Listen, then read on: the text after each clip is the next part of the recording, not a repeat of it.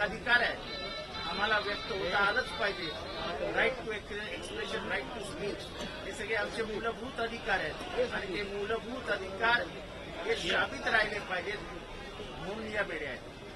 या बेड्या याच्यासाठी पण आहेत की अमेरिकेमध्ये जे भारतीयांवर अन्याय होत आहेत व्हिसाच्या बाबतीत ट्रम्प सरकारने आखलेलं धोरण आहे. अनेक भारतीयांचा घर संसार उद्ध्वस्त करणारे आहे. ज्या पद्धतीने भारतीयांना एका विमानात 2 विमानात कोंबून भारतात पाठवलं, म्हणजे पायात साखळदंड, हातात हतकड्या, शौचालयाला जागा नाही, उपाशी भारतीयांना असा अपमानित करून आणण्याचा प्रकार हा भारतीयांना हिणवणारा, भारतीयांना अपमानित करणारा होता. ह्याच्या विरुद्ध एका राज्याचे प्रतिनिधी नव्हते. आपल्या महाराष्ट्रातले अनेक जण या केसात अडकले. पोरं अमेरिकेत राहतील, आईबाप मुंबईत महाराष्ट्रात येतील, आईबाप तिथे राहतील तर पोरं भारतात येतील. अशा पद्धतीने अमेरिकेत जाऊन मोठं होण्याचं स्वप्न बघणाऱ्या मराठी माणसांची स्वप्न आता उद्ध्वस्त होताना दिसत आहेत. जर या बेड्यांविरुद्ध आपण भारतीय बोलणारच नसू, अमेरिकेत करत असलेल्या अन्यायाविरुद्ध आपण व्यक्तच होणार नसू, तर अमेरिका आपल्याला गिळून टाकेल. आणि म्हणून या प्रातिनिधिक स्वरूपात लोकांच्या लक्षात आणून देण्यासाठी की तुमचे बांधव अमेरिकेत काय यातना भोगतायत या बेड्यांपेक्षा कमी नाही. आणि म्हणूनच या बेड्या माझ्या हातात आहेत. एकतर अभिव्यक्ती स्वातंत्र्याला, आमच्या स्वातंत्र्यावर त्यांना आणू नका आणि अमेरिकेविरुद्ध आवाज उचलायला शिका. अमेरिका आपली बाप नाही.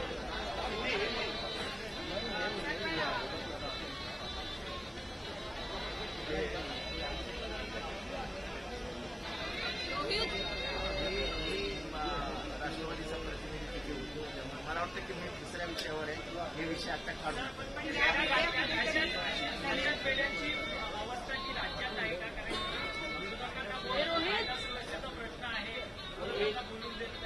आम्ही तेच म्हणतो ना की व्यक्तच होऊ देत नाहीयेत.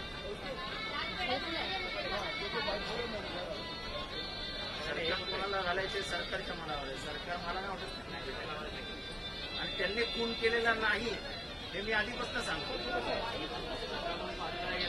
पण जसं वल्लभभाई पटेलांनी सांगितलं की गांधी हत्या नथुरामने केली, पण विचार कोणाचे होते हा प्रश्न त्यांनी विचारला होता.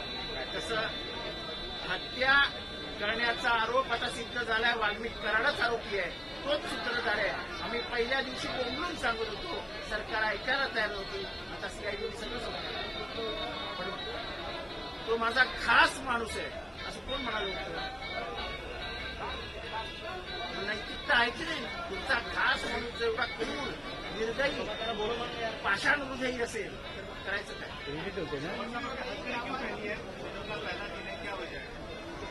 एक तो व्यक्त होने को नहीं मिल रहा है, यहाँ की आजादी छीनी जा रही है और अमेरिका में भारतीयों के जो हाल हो रहे हैं और खास करके जिस तरीके से अमेरिका से लोगों को लाया गया, पैरों में बेड़ियां, हाथों में हथकड़ियां, जिस विमान में लाया गया, जो जिस जहाज में, हवाई जहाज में लाया गया, उसमें यानी भेड़ बकरियों के जैसे उनको दबोचा गया.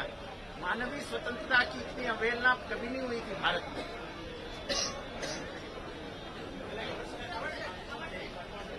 आवार साहेब मठाची नेमका त्यांना